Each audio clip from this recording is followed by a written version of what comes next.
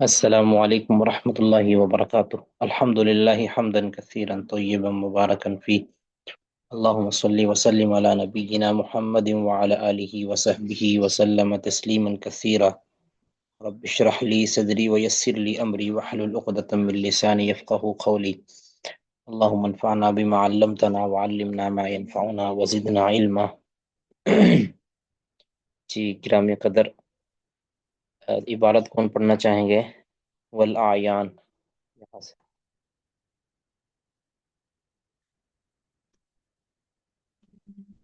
السلام علیکم۔ وعلیکم السلام ورحمۃ اللہ۔ ہاں میں پڑھ لیتا جی پڑھیے گا۔ ہوں۔ بسم اللہ الرحمن الرحیم۔ والآیان التي يتعلق بها الحكم إما أن يدل عليها اما ان بلفظ یدل يدل على اما معنى. اما ان یدل علیہ نعم. إما أن يدل عليها بلفظ يدل على معنى واحد فقط، وهو الذي یعرف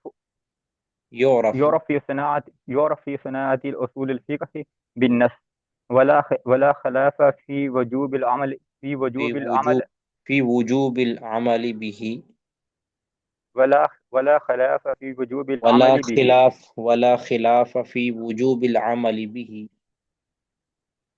نعم. ولا خلاف في وجوب العمل به، وإما أن يدل عليها و اما ان بلفظ. یدل، و اما یہ مجهول پڑھنا ہے اس کو نا، دل یدل سے مجهول ہے، و اما ان یدل علیہ، وإما أن يدل عليها بلفظ يدل على أكثر من معنى واحد، یہ فهذا قسمان. یہ جو ہے نا اگلا بلفظ یدل، یہ یدل ہی ہے، یہ معروف ہی ہے۔ جی سیکنڈ والا. ہاں جی۔ جی يدل على أكثر من معنى، وهذا قسمان. على اکثر من معنى واحد، نعم. على أكثر من معنى واحد، وهذا قسمان. جی بس کافی ہے، بارک اللہ فیک۔ إما أن تكون. بس ٹھیک ہے، جزاکم اللہ خیر۔ ہاں جی۔ اب پیچھے ہم نے یہ پڑھا تھا کہ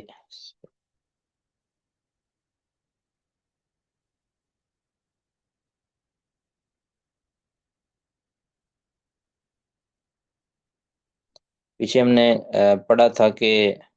جن طرق سے ہم تک احکام پہنچتے ہیں، نبی صلی اللہ علیہ وسلم سے منقول احکام، واجب، مندوب، فرض، مستحب، مکروہ وغیرہ کے جو احکام ہم تک پہنچتے ہیں، ان کے چار طریقے تھے، چار راستے ہیں۔ ان میں سے تین راستوں کے اوپر بات ہوئی ہے اور یہ اسی پر جاری ہے، اور آگے چوتھی راستے کی طرف یا چوتھی ذریعے کی طرف یا چوتھی طریقہ کی طرف ہمیں وہ رہنمائی دیں گے۔ اب اسی سے متعلقہ والاعیان التی یتعلق بها الحق حکم، وہ چیزیں، الاعیان، عین کی جمع اعیان، وہ چیزیں التی یتعلق بها الحکم، کہ جن سے حکم متعلق ہے، یعنی حکم کون سا؟ حکم شرعی، واجب، مندوب، فرض وغیرہ۔ یہ جو حکم جن چیزوں کے متعلق ہوتا ہے، یعنی اس طرح مثلا کہتا ہے بندہ کہ نماز واجب ہے، اب یہ جو چیز ہے نا نماز، یہ آیان ہے، نماز واجب ہے، واجب حکم ہے، اور یہ جو حکم واجب والا جو حکم ہے یہ کس کے متعلق ہے؟ نماز کے۔ تو اس طرح روزہ ہے، زکوٰۃ ہے، حج ہے، دیگر چیزیں، کہتے ہیں وہ چیزیں والآیان التی یتعلق بها الحکم، جن سے حکم متعلق ہوتا ہے، جن چیزوں سے، اما ان یدل علیہا،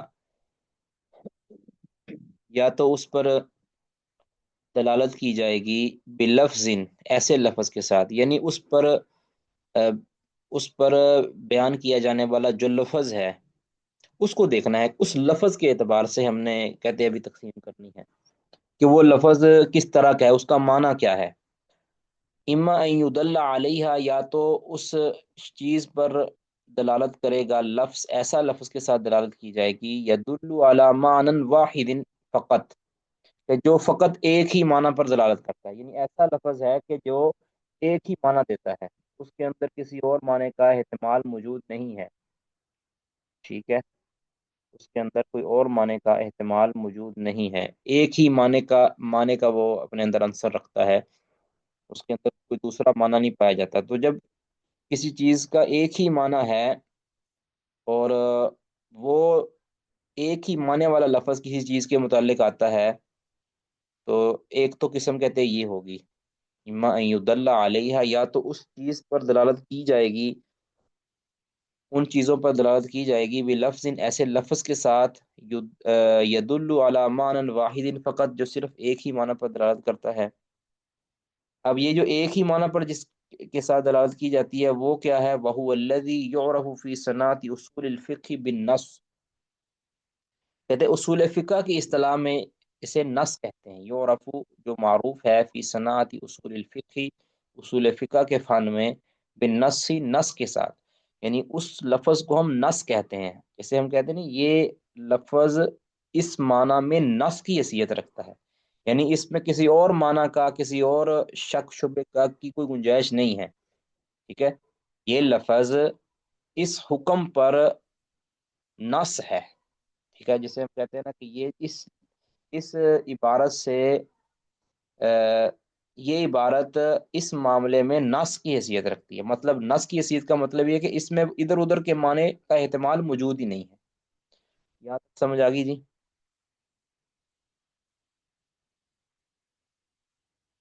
جی شیخ مطلب سوال یہاں پہ، جی جی جو نص ہوتی ہے اس کے کہتے ہیں کہ اصول فقہ میں کہ ایک ہی معنی ہوتا ہے، اس کو دوسرا معنی کوئی نہیں ہوتا، ہاں جی، تو یہ اس میں اتفاق ہوتا ہے یا اس میں کوئی اختلاف بھی کر سکتا ہے کہ کوئی کہے نہیں کہ میرے نہیں، اس میں نزدیک اس یا میں تو اس میں تو اتفاق ہوتا ہے، اب آگے وہ بیان کریں گے کہ اختلاف کس صورت میں بنتا ہے۔ ویسے تو اس لفظ کے اندر،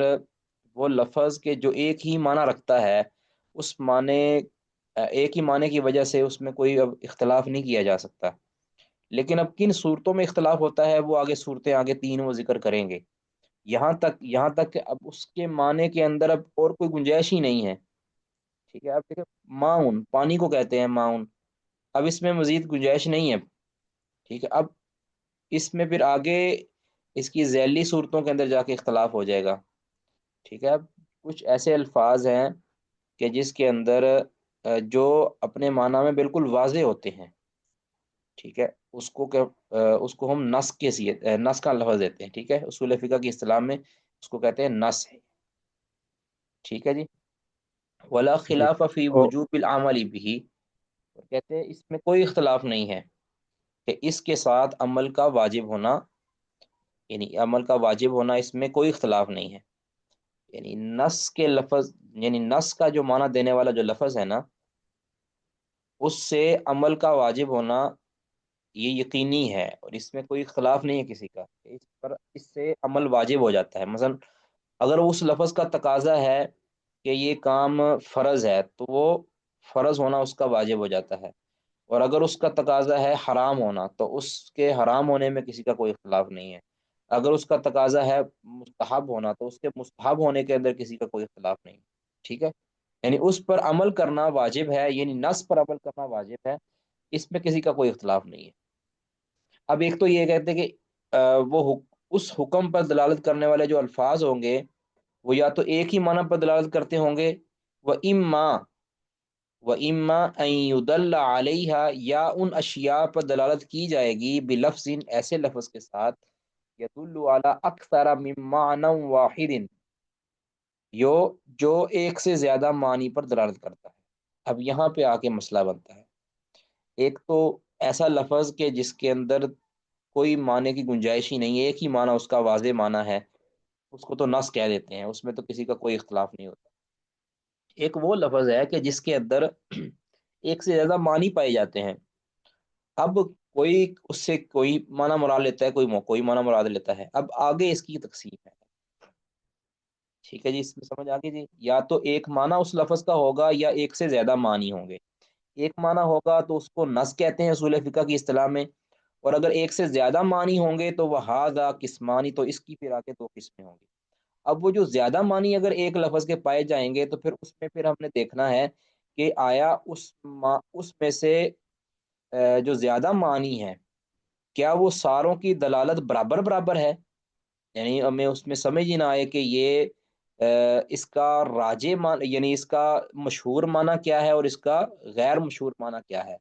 اس کا ظاہر معنی کیا ہے اور اس کا غیر ظاہر معنی کیا ہے، ٹھیک ہے، یعنی اب کلمہ اصلاً اس کا معنی کیا ہے اور اس کا کیا لیں کیا آپ فرعاً اس کا معنی کیا ہے، تو یہ اس کے اندر آگے پھر اختلاف ہوگا،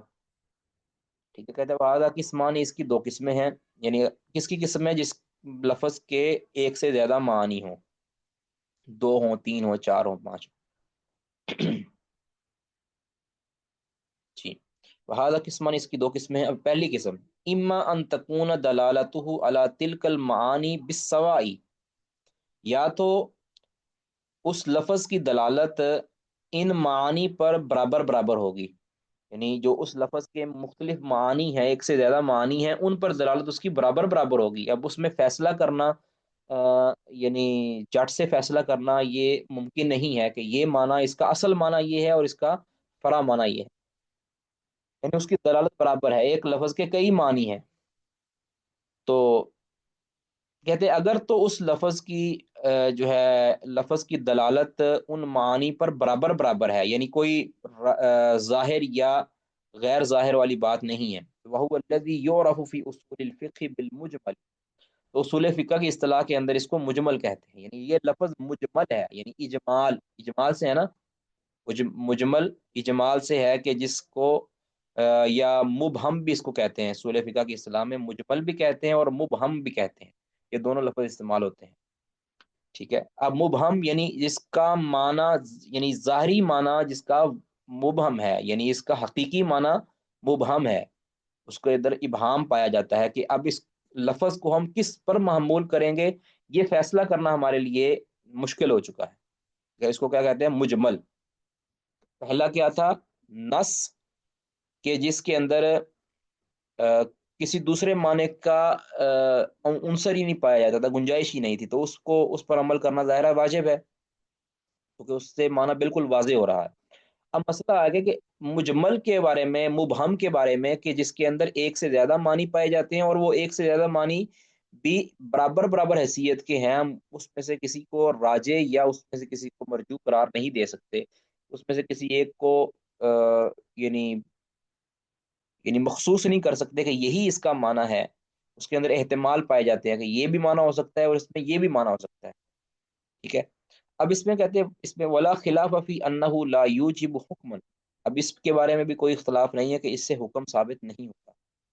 یعنی کسی مسئلہ کے اندر کوئی اجمال پایا جاتا ہے تو اس اجمال کے ہوتے ہوئے ہم کسی بارے میں کوئی بھی فیصلہ نہیں کر پائیں گے کہ اس سے یہی حکم ثابت ہوتا ہے، ہو سکتا ہے اس سے دوسرا حکم ثابت ہو رہا ہو، ٹھیک ہے۔ تو اس صورت کے اندر پھر ہم محض اس بنیاد پر، اس لفظ کی بنیاد پر ہم کوئی فیصلہ نہیں دے پائیں گے کہ یہ اس کا حکم واجب ہے، مندوب ہے، مستحب ہے، فرض ہے، مکروہ ہے، حرام ہے، کوئی بھی ہم فیصلہ نہیں دے پائیں گے، ہاں دیگر قرائن اور دیگر دلائل دے کر پھر ہم فیصلہ کریں گے، ورنہ اس بارے میں ہم، جب مبہم اور مجمل جو لفظ ہوتا ہے اس بارے میں ہم کوئی فیصلہ نہیں دے پائیں گے، ٹھیک ہے۔ پہلی قسم یعنی جس میں دو، ایک سے زیادہ معنی پائے جاتے ہیں، اس کی پہلی قسم یہ ہے کہ اس لفظ کی جو دلالت اپنے معنی پر برابر برابر ہو تو اس کو مجمل کہتے ہیں، اور اس سے کوئی بھی حکم ثابت نہیں ہوتا جب تک کہ اس کا اجمال دور نہیں ہو جاتا۔ دوسرا، یہاں تک سمجھ آ گئی جی؟ جی شیخ۔ دوسرا، وَإِمَّا أَن تَكُونَ دَلَالَتُهُ عَلَى بَعْضِ تِلْكَ الْمَعَانِي أَكْثَرَ مِن بَعْضٍ، کہتے اب یا تو ہے کہ پیچھے جو ہو گیا ہے کہ برابر برابر اس کی دلالت ہوگی، یا پھر اس کے وَإِمَّا أَن تَكُونَ دَلَالَتُهُ، یا اس کی دلالت ہوگی عَلَى بَعْضِ تِلْكَ الْمَعَانِي، ان معانی میں سے بعض پر، اکثر زیادہ، من بعض بعض کی بنسبت، یعنی ان کے اندر اگر ایک لفظ کے تین معنی ہے نا، تو ان میں سے ایک معنی کے اوپر اس کی دلالت زیادہ ہوگی اور ایک کے باقی دو کے اوپر کم ہوگی، یعنی اس کا ایک معنی عام ہوگا اور ایک معنی جو ہے وہ اس کا غیر عام ہوگا، ٹھیک ہے؟ یعنی اس کی دلالت، یعنی اصلاً اس کا معنی یہ ہوگا اور باقی اس کا یہ معنی بھی ہو سکتا ہے، یعنی ایک لفظ کے ایک سے زیادہ معنی ہیں، اور ان معنی میں سے کچھ معنی ایسے ہیں، ایک یا دو یا تین ایسے معنی ہیں کہ جو زیادہ واضح ہیں، یعنی اس کی دلالت زیادہ پائی جاتی ہے، وہ زیادہ تر اس معنی کے اندر استعمال ہوتا ہے، ٹھیک ہے؟ وَإِمَّا أَن تَكُونَ دَلَالَتُهُ عَلَى بَعْضِ تِلْكَ الْمَعَانِي، ان معنیوں میں سے بعض کے اوپر اس کی دلالت ہو اکثر زیادہ، من بعض بعض کی بعض پر زیادہ ہو بعض پر کم ہو، وہذا یسم، اب جس پر زیادہ دلالت ہوگی اس کو ظاہر کہیں گے، اور جس کے اوپر کم دلالت ہوگی اس کو محتمل کہیں گے۔ اب یہی اگلی بات میں بیان کرا، یعنی جس معنی، یعنی جس لفظ کے مدلولات ایک سے زیادہ ہیں اور بعض مدلولات وہ زیادہ ہیں اور بعض کم ہیں، تو جن کے اوپر اس کی دلالت زیادہ ہوگی اس کو کہیں گے ہم ظاہر، اور جن کی دلالت کم ہوگی اس کو ہم کہیں گے محتمل۔ اچھا، کہتے ہیں وہذا واما ان تكون دلالته على بعض تلك المعاني اکثر من بعض، بعض کے اوپر دلالت زیادہ ہوگی اور بعض پر کم ہوگی، وهذا يسمى بالاضافه الى المعاني التي دلالته عليها اکثر ظاہرا، کہتے ہیں اس کا نام ہے وہذا یسمى، اس کا نام رکھا گیا ہے بالاضافتی، اس نسبت سے، بالاضافتی اس نسبت سے، الی المعانی التی، ان معانی کی، ان معانی کے اعتبار سے، التی دلالتہ علیہا، کہ جس کی دلالت ان معانی پر اکثر زیادہ ہے، اس کو کیا کہیں گے؟ یسمى، آگے پھر یسمى کا وہذا یسمى ظاہرا، ٹھیک ہے؟ یہ ظاہرا آخر میں جاتا ہے، یہ ظاہرا کا تعلق ہے،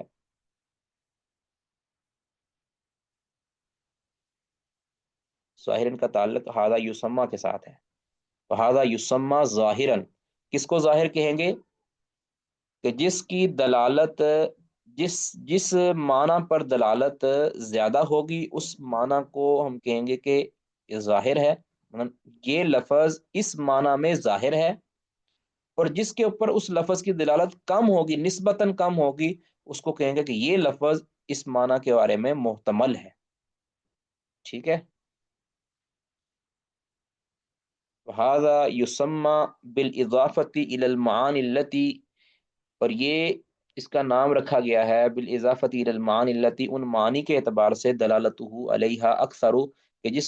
جن پر اس کی دلالت زیادہ پائی جاتی ہے، ظاہرا اس کو ظاہر کہتے ہیں، و یسمى بالاضافۃ الی المعانی التی دلالتہ علیہا اقل محتملا، اور جس پر اس کی دلالت قلیل پائی جاتی ہے، اقل، اس کے اوپر ان کی دلالت قلیل پائی جاتی ہے، اس کو کیا کہیں گے؟ محتمل کہیں گے۔ یہاں تک بات سمجھ آ گئی جی؟ یعنی آپ دوسرے لفظوں میں کہیں کہ مجمل کی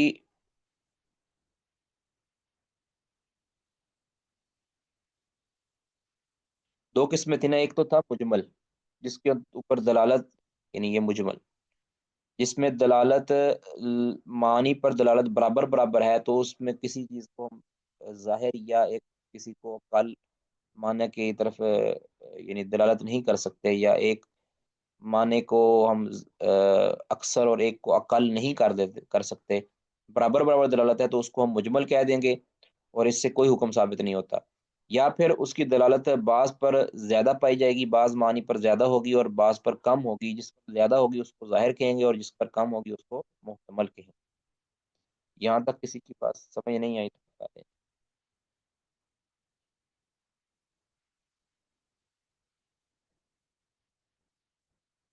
جی،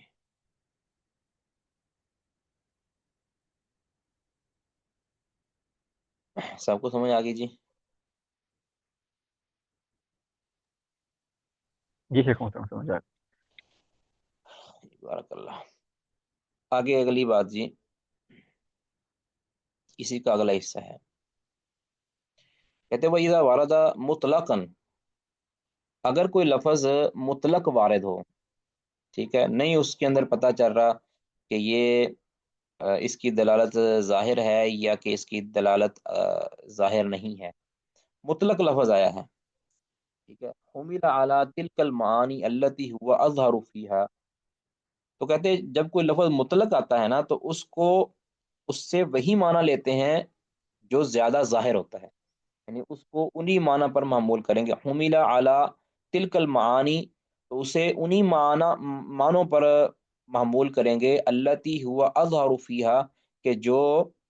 اس بارے میں ظاہر ہے، زیادہ ظاہر ہے، یعنی جس کے اندر اس کا زیادہ یعنی زیادہ راجے جو معنی لگتے ہیں نا اس بارے میں، اسی پر اس کو معمول کریں گے، یعنی ایک لفظ کے پہلے عرض کیا تھا کہ ایک سے زیادہ معانی ہیں، تو ان میں سے بعض معنی اس کے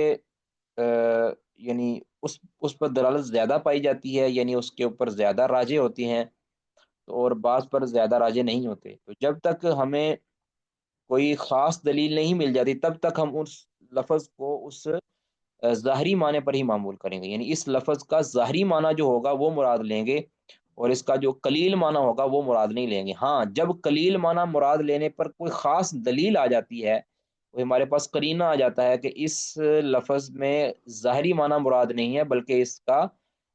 غیر حقیقی اور غیر ظاہری اور قلیل جو معنی ہے، یا جو ایک بعید معنی ہے وہ مراد ہے، تو پھر ہم وہ بعید معنی مراد لیں گے، نہ کہ ہم وہ ظاہر اور قریبی معنی جو ہے وہ مراد لیں گے۔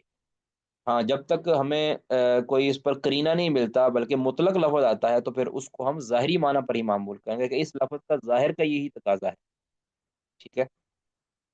کہتے ہوئے اذا وارد مطلقا، جب لفظ کوئی مطلق وارد ہوتا ہے تو حمل علی تلک المعانی التي هو اظہر فیہا، تو اسے انہی معنی پر دلالت معمول کریں گے کہ جس میں وہ زیادہ ظاہر ہے، حتی یقوم الدلیل علی حملہ علی المحتمل، یہاں تک کہ دلیل قائم ہو جائے علی حملہ علی المحتمل، اس کو محتمل پر محمول کرنے پر، محتمل کسے کہتے ہیں کہ جس پر دلالت قلیل ہو، یعنی اس کے ظاہری معنی کو چھوڑ کر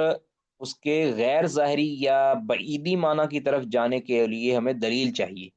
اگر دلیل ہو، قرینہ ہو، کوئی اس کے ساتھ یعنی معاون چیزیں مل جائیں، تو ہم اس لفظ کے یا اس عبارت کے ظاہری معنی کو ترک کر دیں گے اور اس کے غیر ظاہری معنی کی طرف ہم چلے جائیں گے، ٹھیک ہے۔ تو اب اس سے کہتے ہیں بحث سے، اب یہاں تک سمجھ آ گئی جی؟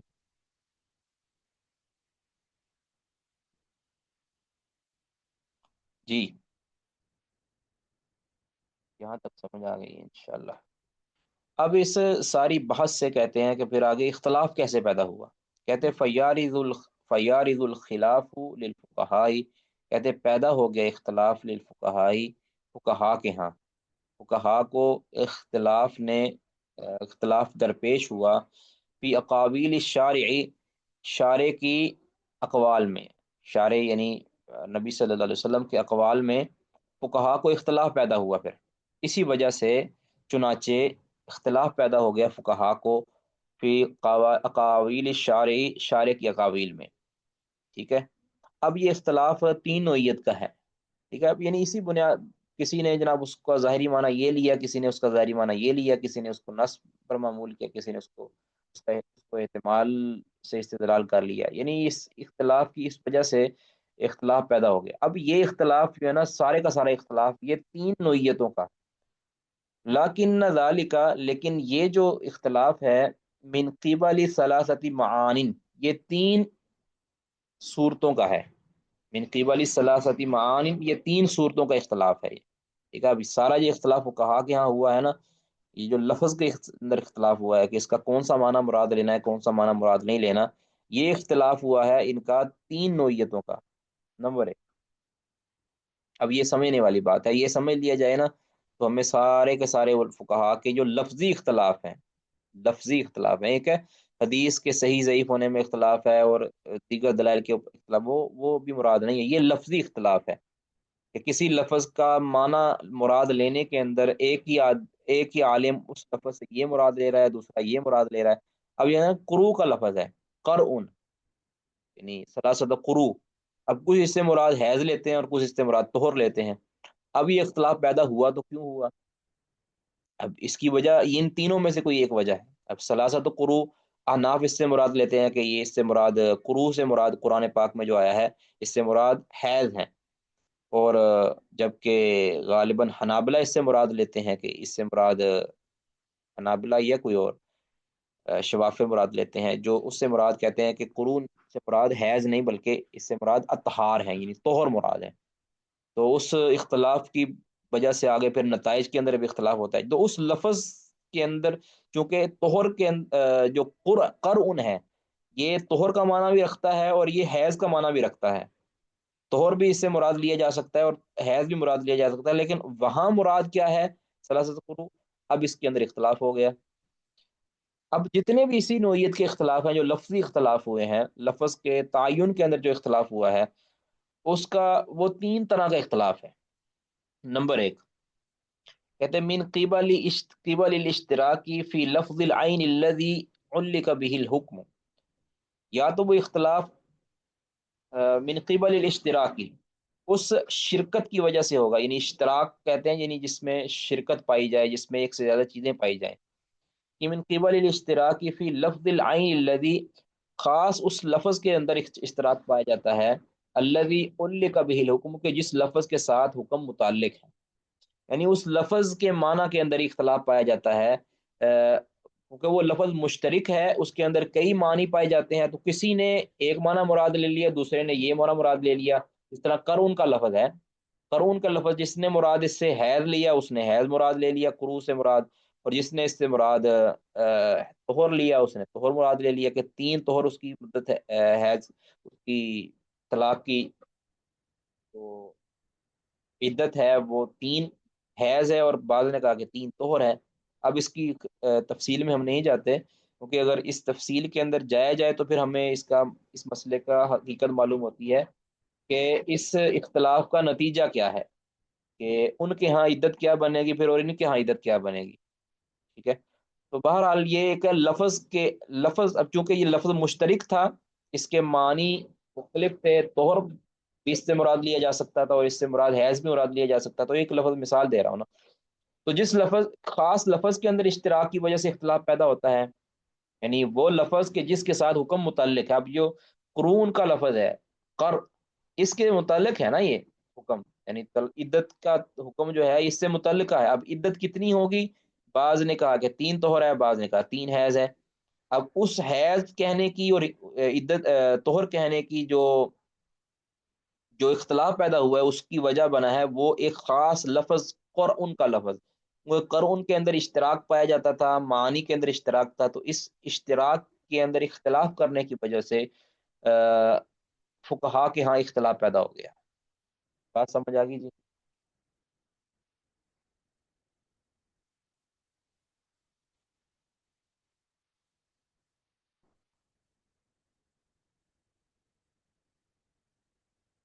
جی اگلا جی. اب دوسرا اختلاف کس وجہ سے پیدا ہوا ہے؟ دوسرے اختلاف کی وجہ کیا ہوتی ہے؟ وہ من قبل الاشتراک فی الالف واللام المقرونۃ بجنس تلک العین.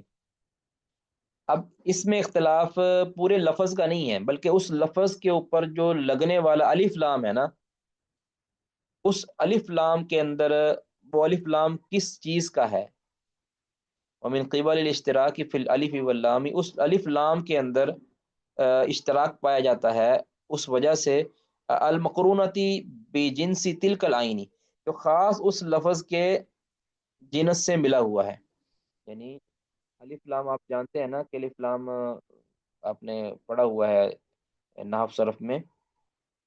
الف لام اسمی بھی ہوتا ہے، پھر پہلے الف لام کی دو قسمیں ہوتی ہیں، اسمی ہوتا ہے اور حرفی ہوتا ہے. اسمی آپ سمجھتے ہیں کہ الف لام جو اسم فاعل پر آتا ہے، اسم مفعول پر آتا ہے، اسم ضرب پر آتا ہے، وہ اس الف لام اس کو اسمی کہتے ہیں. اور حرفی ہوتا ہے، حرفی کچھ اس کی پھر قسمیں آگے مزید بنتی ہیں، کچھ زائدہ ہوتا ہے، کوئی غیر زائدہ ہوتا ہے. غیر زائدہ کی آگے قسمیں پھر بنتی ہیں. الف لام جنس کے لیے ہوتا ہے، استقراق کے لیے ہوتا ہے. الف لام عہد ذہنی کے لیے ہوتا ہے، عہد خارجی کے لیے ہوتا ہے. حضور عہد یعنی یہ اس طرح کی جو قسمیں بنتی ہیں نا، اب اس سے معنی کے اندر بڑا فرق پڑتا ہے. آپ جانتے ہیں الف لام کے اپنے معنی ہوتے ہیں. اب اس لفظ کے اوپر جو لگنے والا الف لام ہے اس الف لام کے اندر اختلاف ہے، ٹھیک ہے، الف لام کے اندر، اب جیسے ان الانسان لفی خسر، اب الانسان جو لفظ ہے ان الانسان، الف لام یہاں جو ہے آپ جانتے ہیں یہ استغراق کے لیے، یعنی تمام کے تمام اس کے اندر افراد شامل ہیں، اور پھر اب دیکھیں جو الف لام جنس کے لیے ہے، تو الف لام جنس کے لیے ہے، کہتے المق... ومن قبل الاشتراک فی الالف واللام المقرونۃ بجنس تلک العین، اس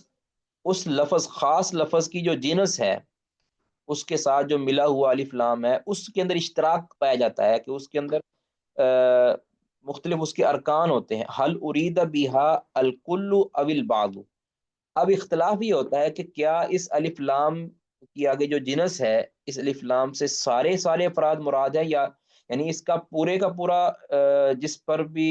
یہ لفظ منطبق ہوتا ہے وہ سارے مراد ہیں یا کہ بعض مراد ہیں، حل ارید بحل کلو او البعض، یعنی دوسرے لفظوں میں کہیں کہ الف لام کی آگے اقسام کے اندر اختلاف ہو جاتا ہے کہ یہ الف لام اس کے اندر استغراق کے لیے ہے یا یاد ذہنی کے لیے ہے یا یاد خارجی کے لیے ہے یا یہ الف لام جنس کا ہے بس مطلق، تو اس کے اندر ابھی اختلاف ہو جاتا ہے، جنہوں نے اس کو استغراق کے لیے سمجھا ہوتا ہے تو وہ اس لفظ کے اوپر دلالت کرنے والی جتنی بھی چیزیں ہوتی ہیں وہ ساروں کو اس کے اندر لے آتے ہیں، اور بعض جنہوں نے کہا ہے کہ اس سے مراد سارے کے سارے افراد نہیں ہیں بلکہ خاص افراد ہیں تو وہ اس کو پھر خاص پر معمول کر دیتے ہیں، تو اس الف لام جو اس لفظ پر لگا ہوا ہے الف لام، اس کے تعین کے اندر اختلاف ہوا ہے، تو جس وجہ سے فقہا مختلف رائے رکھنے لگے ہیں، سمجھ آ گئی جی؟ الف لام کے مختلف معنی،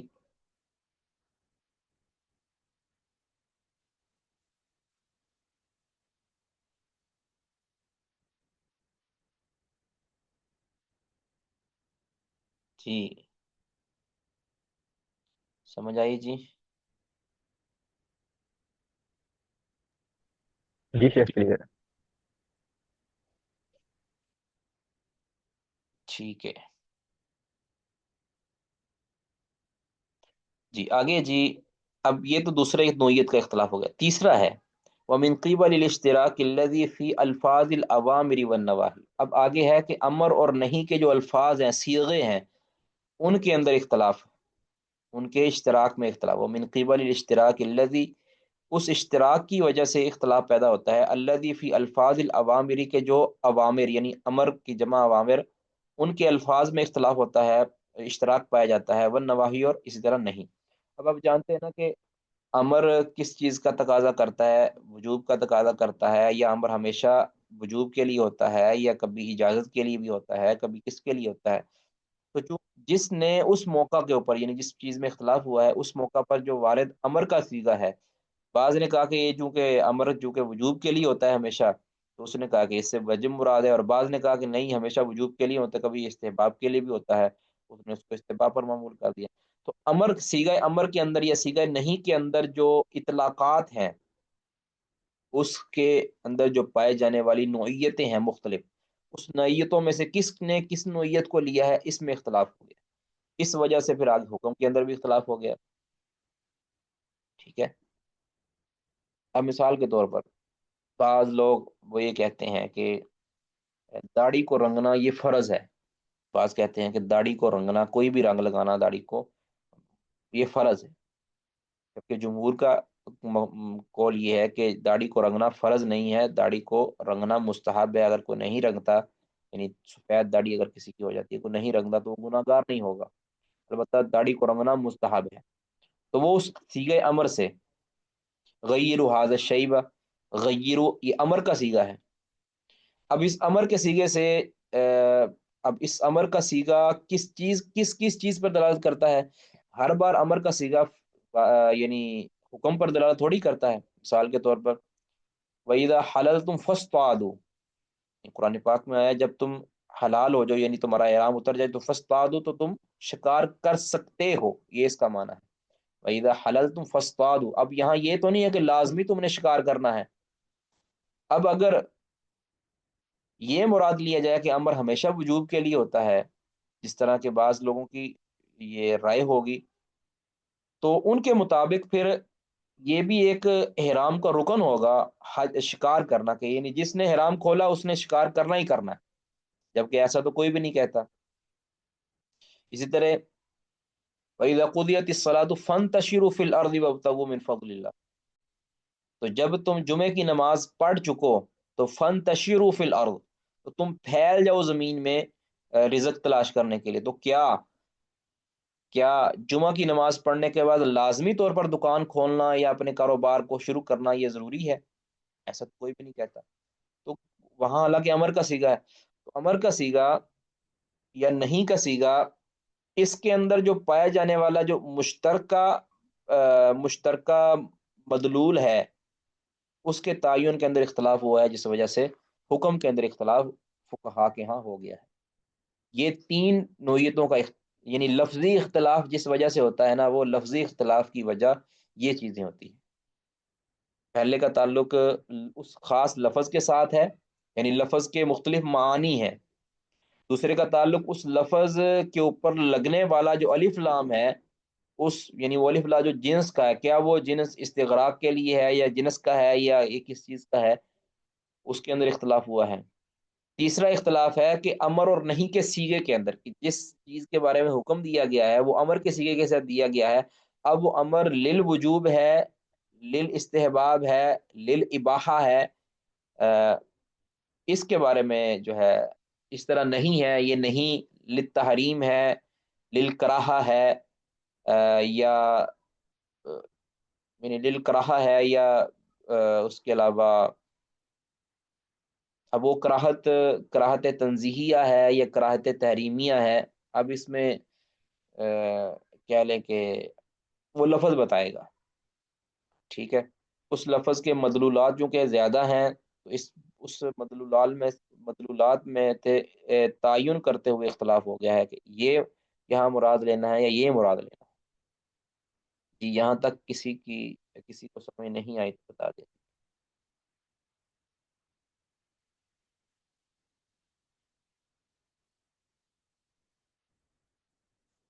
جی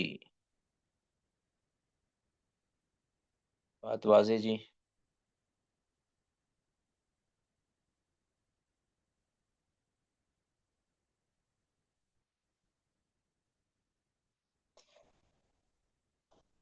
آگے جی، تھوڑا سا آگے اور پڑھ لیں۔ کہتے وہ امت طریق الرابع، جو چوتھا طریق ہے، چوتھا راستہ، پیچھے ہم نے تین پڑھے تھے نا، تین کے اوپر اتفاق تھا، ٹھیک ہے، تین کے اوپر اتفاق تھا کہ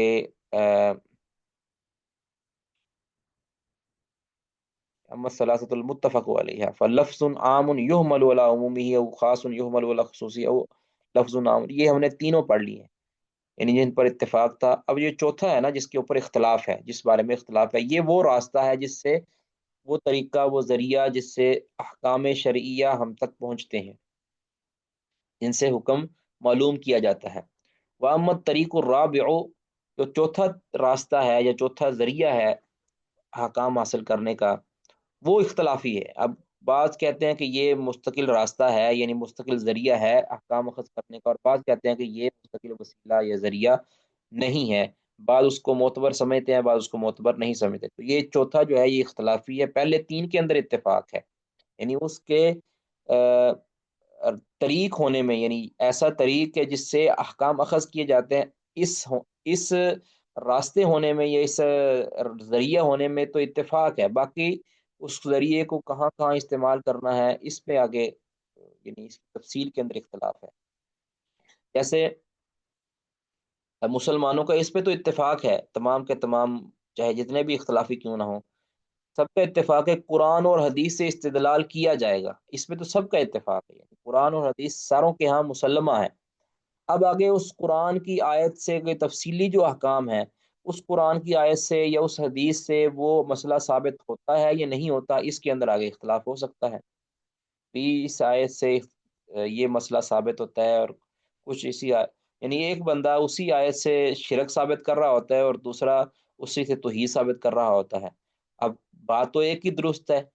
یقیناً جس کی توحید جو ثابت کر رہا ہے اس کی بات درست ہے، تو جو قرآن کی آیات سے شرک ثابت کرتے ہیں وہ بھی مانتے ہیں کہ قرآن حق ہے اور قرآن سے ہی ہم نے استدلال کرنا ہے، اور جو قرآن سے توحید ثابت کرتے ہیں وہ بھی یہی کہتے ہیں قرآن سے ہی استدلال کرنا ہے۔ اس طرح حدیث والے کا معاملہ ہے۔ تو یعنی اس تمام فقہا کا اس پہ تو اتفاق ہے کہ پہلے جو تین راستے ہیں، تین ذرائع ہیں، ان سے احکام شرعیہ اخذ کیے جائیں گے، اس پر تو اتفاق ہے۔ اب آگے ان ذرائع سے احکام اخذ کرنے کی تفصیل کے اندر اختلاف ہو جاتا ہے۔ لیکن جو تیسرا راستہ ہے، جو چوتھا جو ذریعہ ہے،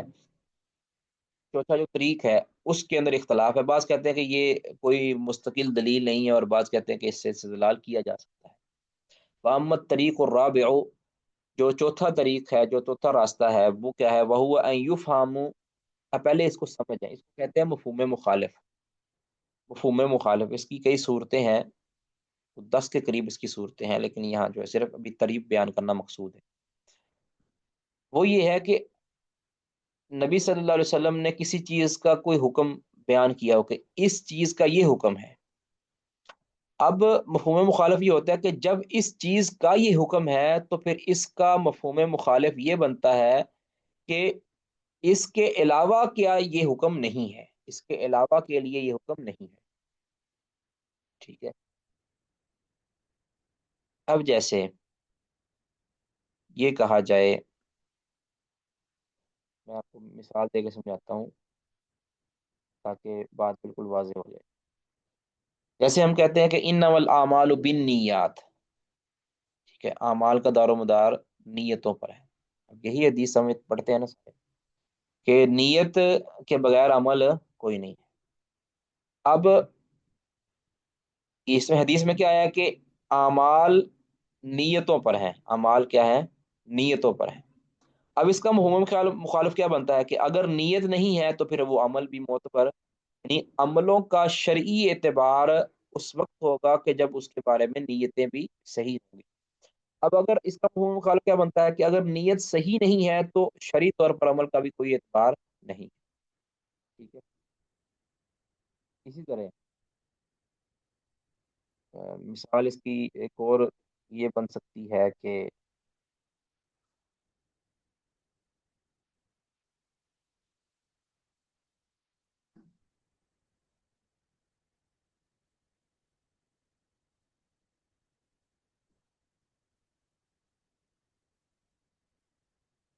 جیسے حدیث میں آتا ہے نا السیب حق بنفسها من ولیها، السیب حق بنفسی، یعنی جو شوہر دیدہ عورت ہے اس کو اپنے متعلق فیصلہ کرنے کا اختیار زیادہ ہے بنسبت اپنے ولی کے، یعنی ولی کی اجازت بھی شرط ہے، لیکن عورت جو شوہر دیدہ عورت ہے، یعنی جو پہلے کسی شوہر کے پاس رہ چکی ہے، بعد میں چاہے اس کو طلاق ہو جائے یا اس کا شوہر فوت ہو جائے، جو کسی شوہر کے پاس پہلے رہ چکی ہے، شوہر دیدہ عورت، اس کو اپنے متعلق فیصلہ کرنے کا اختیار زیادہ حاصل ہے۔ اب اس کا مفہوم مخالف کیا ہے؟ یعنی جو اختیار شوہر دیدہ کو حاصل ہے وہ اختیار شوہر دیدہ کے علاوہ یعنی جو کنواری عورت ہے اس کو حاصل نہیں ہے۔ اس کا مفہوم مخالف یہ بنتا ہے، یعنی جو اختیار شوہر دیدہ کو حاصل ہے وہ اختیار، کیونکہ اللہ کے رسول نے کہا کہ السیب حق بنفسها من ولی ہے، کہ جو اختیار اسلام نے شوہر دیدہ کو دیا ہے وہ اختیار، اس کا مفہوم مخالف یہ بنے گا اس کا وہ اختیار کسی اور کو حاصل نہیں ہے۔ ٹھیک ہے، بہرحال جو چیز کسی جو حکم کسی شے کے لیے شارع نے ثابت کیا ہے وہ اس حکم کی نفی کر دینی ہے اس شے کے علاوہ سے۔ ٹھیک ہے، اب اس کی تعریف پڑھیں۔ کہتے ہیں کہ عوام طریق الرابع، جو چوتھا راستہ ہے وہ کیا ہے مفہوم مخالف کا؟ فہوا ان یفہم، وہ یہ ہے کہ سمجھا جائے، مراد لیا جائے من ایجاب الحکم لشیء ما، کسی بھی شے کے لیے حکم کو واجب کرنے سے، من ایجاب الحکمی، حکم کو واجب کرنے سے، لشیء ما، کسی بھی شے سے، کسی چیز کے لیے حکم کو واجب کرنے سے مراد لیا جائے ما نفی ذالک الحکمی، نہیں، ما اس کا لشیء ما کا تعلق پیچھے ہے، نفی ذالک الحکم، اس حکم کی نفی مراد لی جائے، اما ادا ذالک الشیء، اس شے کے علاوہ سے، ٹھیک ہے؟ جب اسلام نے کسی چیز کے لیے کوئی حکم ثابت کیا ہے تو اس کا مفہوم مخالف یہ ہوگا کہ اس شے کے علاوہ سے وہ حکم نفی ہو جائے گا، یعنی جو حکم اس شے کا پایا ہے اس کے علاوہ شے کا وہ حکم نہیں ہوگا، ٹھیک ہے؟ فہوا، دوبارہ دیکھیں، وامت طریق الرابع فہو ان یفہما، کہ مراد لیا جائے من ایجاب الحکم لشیء ما، کسی شے کے لیے حکم کو واجب کرنے سے، نفی ذالک الحکم، اس حکم کا نفی، اس حکم کی نفی مراد لی جائے، اما ادا ذالک الشیء، اس شے کے علاوہ سے، ٹھیک ہے؟ او یا من نفی الحکم عن شیء ما، یا اس کسی شے کے، کسی شے سے حکم کو نفی کرنے سے، ٹھیک ہے؟ کسی شے سے کوئی حکم نفی کرنے سے مراد لیا جائے ایجابہ لما ادا ذالک الشیء، اس حکم کو واجب کرنا اس شے سے، اس کے اس شے کے علاوہ سے کے لیے، اللہ بھی نفی عنہ، کہ جس شے سے نفی حکم کو نفی کیا گیا ہے، یعنی بالکل الٹ کر دینا ہے۔ اگر کسی چیز کے لیے کوئی چیز حکم ثابت کیا گیا ہے تو وہ حکم دوسری چیز کے لیے نفی کر دینا ہے، اگر کسی چیز سے کوئی چیز نفی کی گئی ہے تو اس سے اس کے علاوہ چیز کے لیے وہ چیز ثابت کر دینی ہے، ٹھیک ہے؟ اچھا، وہو الذی یعرف بدلیل الخطاب، اس کو دلیل الخطاب کہتے ہیں، یہ معروف ہے دلیل الخطاب کے لفظ سے، یعنی اس کو مفہوم مخالف بھی کہتے ہیں اور اس کو دلیل الخطاب بھی کہتے ہیں۔ اور دلیل الخطاب کیوں کہتے ہیں؟ یعنی خطاب، اب دو لفظ ہے نا، دلیل بمعنی مدلول ہے، اور خطاب یعنی مخاطب کرنا، تو متکلم کا جو مخاطب ہوتا ہے، یعنی خطاب ہوتا ہے، متکلم کا جو لفظ ہوتے ہیں، اس کی دلالت یہ یعنی اس کا تقاضا یہ ہے کہ دلیل الخطاب، یعنی مخاطب جو لفظ بول رہا ہے، مخاطب جو لفظ بول رہا ہے، وہ ان الفاظ سے ثابت یہ ہوتا ہے، ان اصل الفاظ کا مفہوم یہ نکلتا ہے، اس کو کہتے ہیں مفہوم مخالف، اور اس کو دلیل الخطاب بھی کہتے ہیں، اور اس کو تنبیہ الخطاب بھی کہتے ہیں۔ کہتے ہیں وہ اصل مختلف فیہ، اور یہ اصل ایسی ہے، یعنی یہ ایسی دلیل ہے کہ جس کے اندر اختلاف کیا گیا ہے، یعنی اس سے دلیل پکڑی جائے گی، مفہوم مخالف کو معتبر جانا جائے گا یا نہیں جانا جائے گا، اس پہ اختلاف ہے۔ اب اس کی مثال جب آئے گی نا تو پھر بات بالکل واضح ہو جائے گی۔ ایک دو مثالیں میں اور بھی دوں گا۔ مثل قولہ تعالی، اللہ تعالیٰ کا یہ فرمان کہ فیس اللہ کے رسول صلی اللہ علیہ وسلم، مثل قولہ صلی اللہ علیہ وسلم، نبی صلی اللہ علیہ وسلم کا یہ فرمان، فی صائمۃ الغنم الزکات، چرنے والی بکریوں میں زکوٰۃ ہے، فی صائمۃ الغنم الزکات،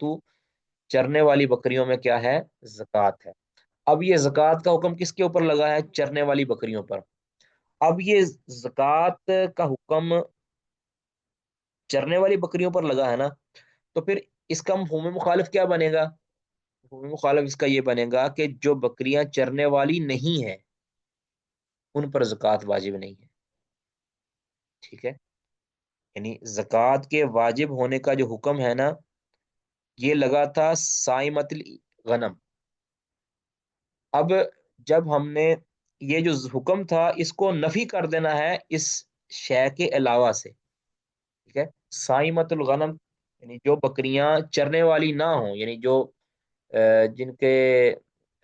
جن کو چارہ نہ جائے، چرایا نہ جائے، بلکہ باندھ کر چارہ ڈالا جائے، ان پر زکوٰۃ واجب نہیں ہے۔ اس کا مفہوم مخالف یہ بنتا ہے، یعنی جس کسی چیز کے لیے کوئی حکم ثابت ہوا ہے نا، تو مفہوم مخالف کا مطلب یہ ہے کہ اس حکم کو اس شے کے علاوہ سے نفی کر دینا ہے۔ اسی طرح اگر کسی شے سے کوئی چیز نفی ہوئی ہے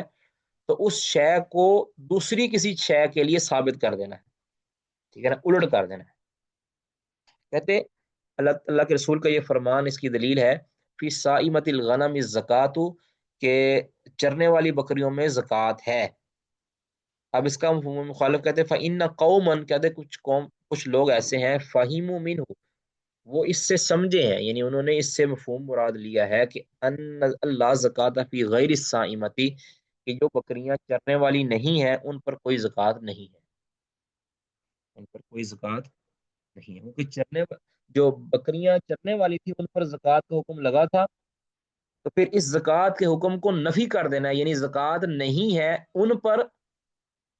جو چرنے والی نہیں ہے، یعنی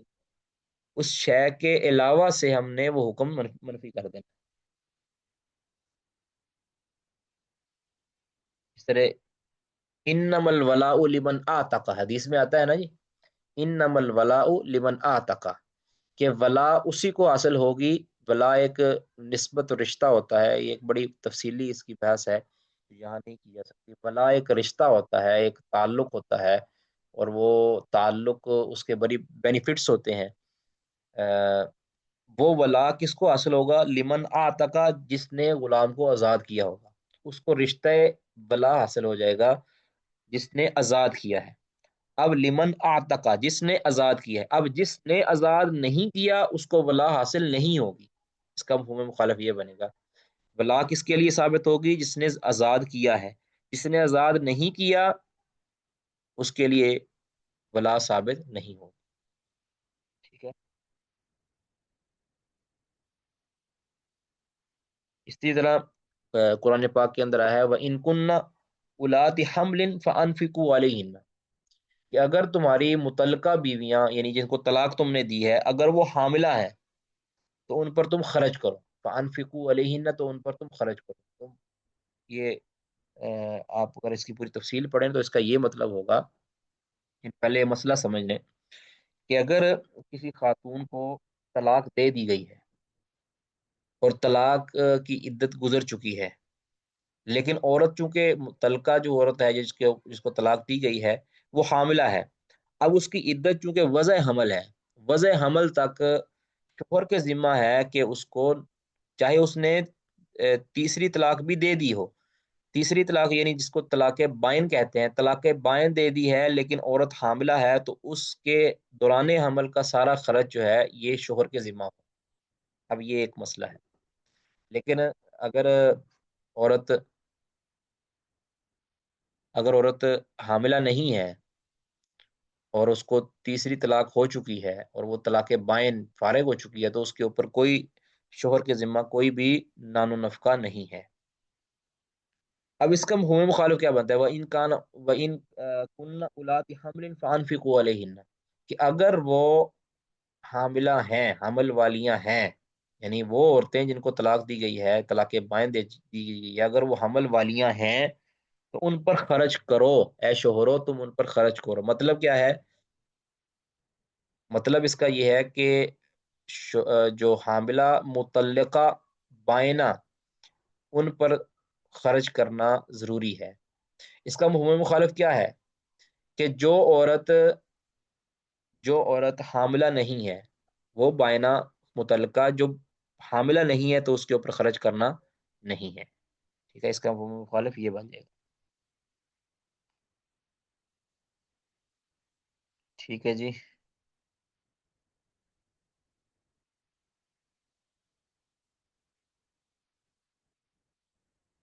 اور بھی اس کی جو ہے نا،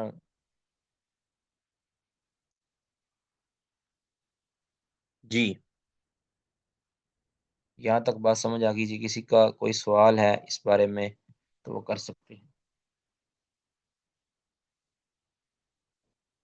اس سے متعلقہ، اس سے غیر متعلقہ کوئی بھی سوال ہے تو وہ کر سکتے ہیں،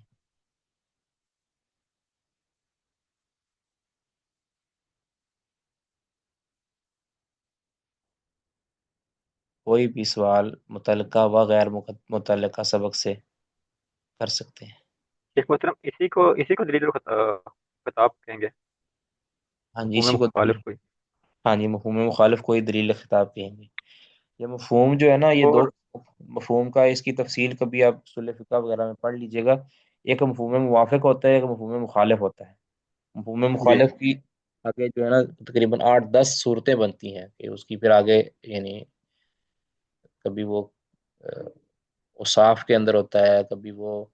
ارکان کے اندر ہوتا ہے، کبھی وہ، یعنی اس کی کئی ایک صورتیں میں نے وہ جمع کی ہوئی ہیں، اگر کسی کو چاہیے ہوگی تو میں بھیج بھی دوں گا۔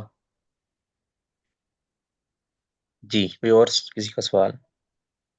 اور شیخ مطلب ہمیں جیسے پڑھا کہ یا کوئی نص ہوگی، اگر یعنی کہ ایک ہی معنی ہوگا تو نص ہوگی، اگر ایک سے زیادہ معنی ہوگا یا مجمل ہوگا یا پھر ظاہر ہوگا یا محتمل ہوگا، ہاں تو جی۔ اب اللہ تعالیٰ کی صفات اور اس طرح کی جو عقائد کی چیزیں نصوص ہیں، وہ یہاں تو نص ہوتی ہے، یہاں اس کا ظاہر معنی ہوتا ہے، لیکن اتنی واضح چیزیں ہونے کے باوجود بھی پھر بھی اختلاف اتنا زیادہ بڑھ گیا، اور 14 صدیوں میں اس کو ابھی تک حل نہیں ہو سکے۔ اگر سے اہل سنت کی چیزیں بہت زیادہ واضح ہیں، تو پھر بھی مطلب پھر وہ اختلاف برائے اختلاف ہی ہے نا، یا ہوا دیکھیں نفس پرستی یہ یہ سب جو کچھ۔ ہمارا جو یہ جو ادھر ڈسکس ہوگا نا، وہ صرف فقہی معاملات میں ہوگا، بالکل تو عقائد وہ کے ہوگا، ساتھ لیکن میں تعلق صرف رکھتا ایک اضافی چیز ہے۔ جی جی ایک جی اضافی جی۔ چیز پوچھ رہا دیکھیں اختلاف تو ان لوگوں نے بھی کر لیا جو رب کو ہی نہیں مانتے نا، ہوں۔ جی اختلاف بھی تو کوئی، یعنی بات ہے کہ اختلاف کی نوعیت کیا ہے۔ اگر تو اختلاف کی نوعیت کوئی اس طرح کی ہے کہ جو کسی دلیل پر قائم ہے، تو اس اختلاف کی گنجائش ہے۔ بعض اختلاف ہوتے ہیں جس کی کوئی گنجائش نہیں ہے، یعنی وہ واضح طور پر نص کے، عقل کے، فطرت کے خلاف ہوتے ہیں، اس کی کوئی گنجائش نہیں ہے، ٹھیک ہے، اس کی یعنی اس کی حوصلہ شکنی ہی کرنی ہے۔ کچھ اختلافات ایسے ہوتے ہیں کہ جس کی آپ حوصلہ شکنی نہیں کر سکتے، ٹھیک ہے۔ بعض اختلافات ایسے ہوتے ہیں جو خالص اجتہادی نوعیت کے ہوتے ہیں، وہ صحابہ کے اندر بھی رہے ہیں، وہ تابعین میں بھی رہے ہیں، محدثین میں بھی رہے ہیں، ان اختلافات کی حوصلہ شکنی نہیں کی جا سکتی، کیونکہ وہ اختلافات ایک اجتہاد پر قائم ہیں، اور آ، ان کے بارے میں ہم جو ہے نا ایسی بات نہیں کر سکتے کہ جو بات ان کی شایان شان نہ ہو، یا اس مسئلہ کے اندر ویسے ہی وسعت پائی جاتی ہے۔ بسا اوقات کسی مسئلہ کے اندر وسعت پائی جاتی ہوتی ہے، اور ہم اس کو اختلافی مسئلہ سمجھ رہے ہوتے ہیں، ایسا بھی ہوتا ہے، یعنی بس اصل میں اختلاف ہمارے ہاں جو اختلاف سمجھا جاتا ہے نا، وہ دیکھو یہ حناف نے یہ کہہ دیا، شوافی نے، یہ اختلاف کا پیرامیٹر نہیں ہے، یہ جو 4 یا 5 فقہی مذاہب ہیں، یہ اختلاف کا پیرامیٹر نہیں ہے، ٹھیک ہے۔ ان میں سے جو اکثر و بیشتر اختلافات ہیں جو ہیں وہ تقلید کی بنیاد پر کھڑے ہوئے ہیں، وہ اختلاف نہیں ہے، وہ تو ان کی اپنی کہہ لیں کہ تقلید شخصی ہے جس بنیاد پر وہ ہوئے ہیں، ورنہ اہل علم کے ہاں وہ اختلاف کی کوئی حیثیت نہیں ہے، وہ تو ایک عناد ہے، اختلاف نہیں ہے۔ جو اجتہادی اختلاف ہوتا ہے وہ اس نوعیت کا نہیں ہوتا، اجتہادی اختلاف جو ہے نا وہ محدثین کے اندر رہا ہے، ٹھیک ہے۔ اب یہ جتنے اکثر و بیشتر مسائل کے جو مقلدین اٹھائے ہوئے ہیں، یہ ائمہ کے اندر نہیں تھے، ٹھیک ہے۔ اور یہ سمجھ لینا کہ یہ جو مطبوع مذاہب وہ صرف اور صرف یہ 4 ہی ہیں، یہ بھی غلط بات ہے۔ مطبوع مذاہب کا مطلب کہ جن کے پیچھے چلنے والے لوگ ہیں، یہ 4 سمجھنا یہ بالکل غلط ہے۔ اہل حدیث کا مطلب یہ ہے نا کہ جو تمام کے تمام ائمہ کا ادب و احترام کرتے ہوئے وہ مسلک اہل حدیث یعنی مسلک محدثین کی پیروی کرتے ہیں، یعنی ان کا جو منہج اور ان کی جو فکر ہے کتاب و سنت سے استدلال کرنے کی، اسی فکر کو آگے لے کر چلتے ہیں، اور اس فکر کے اندر اجتہادی معاملات کے اندر اختلاف ہوا ہے، فقہی معاملات کے اندر اختلاف ہو سکتا ہے، اور اس کی گنجائش موجود ہے، اور یہ گنجائش اللہ کے رسول صلی اللہ علیہ وسلم نے دی ہے، صحابہ کو بھی دی ہے، اور تابعین کو، تبع تابعین کے اندر بھی رہی ہے، اور قیامت تک یہ رہے گی گنجائش۔ لیکن جو عقدی مسائل ہیں یا منصوص مسائل ہیں، اس کے اندر کوئی گنجائش نہیں ہے اختلاف کی، وہ محض اناد ہوتا ہے۔ ہاں، بس اوقات ہوتا ہے کہ کسی عالم کی اجتہادی خطا ہو جاتی ہے، کسی عالم کی اجتہادی خطا ہوتی ہے،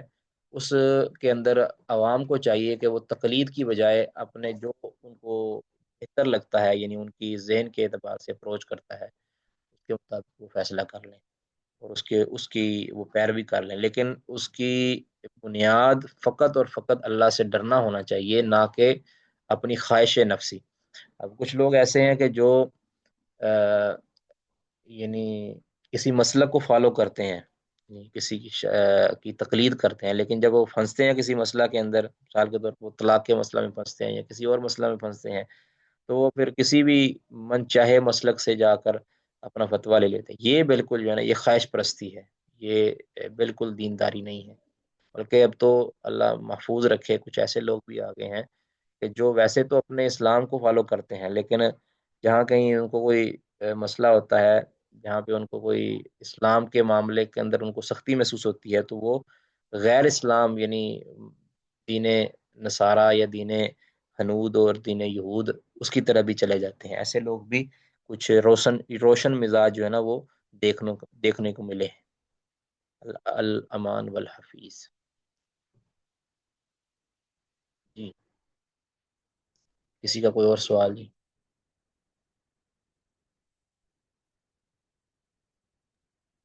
یہ جو آیان کا لفظ ہے، آئین کی جمع ہی ہے؟ ہاں جی، یہ آئین۔ یہ لفظ عقیدہ کی کتابوں میں بھی استعمال ہوتا ہے، تو وہاں پھر اس کا مطلب کیا ہوگا؟ یہاں تو ہم نے پڑھ دیا نا کہ یہاں نماز ہو گئی یا روزہ ہو گیا، اس طرح کی چیزیں۔ نہیں، آئین کا لفظ جو ہے نا، آئین لفظ آئین جو ہے یہ جی، کسی بھی ذات پر بولا جاتا ہے۔ آئین یعنی وہ صحیح ذات، صحیح، یعنی کہ وہ ذات سمجھتے ہیں، ذات کا مطلب ہے وہ کسی بھی چیز پر بولا جاتا ہے۔ جیسے شیء کا لفظ ہے نا، شیء کا لفظ، صحیح، شیء کا لفظ کر لیں یا عین کا لفظ کر لیں، یہ ایک ہی چیز ہے، ایک ہی معنی کے اندر استعمال ہوتا ہے۔ تو وہ جی، جس بھی یعنی جس بھی آپ فن کے اندر چلے جائیں، اس کے اندر وہ معنی ایک ہی ہوگا اس کا۔ صحیح۔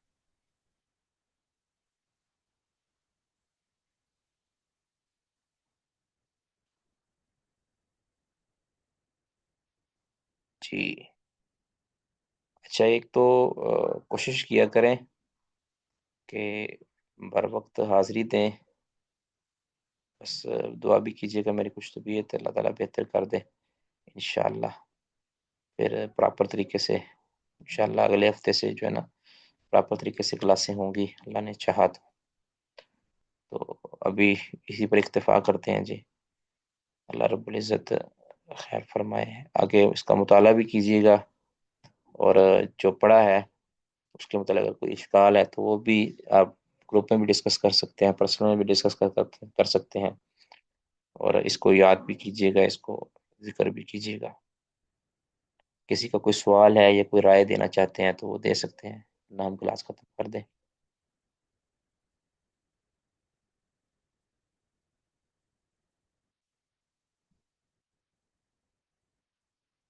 سبحانک اللہم وبحمدک، اشہد ان لا الہ الا انت، استغفرک واتوب الیک۔ السلام علیکم ورحمۃ اللہ وبرکاتہ۔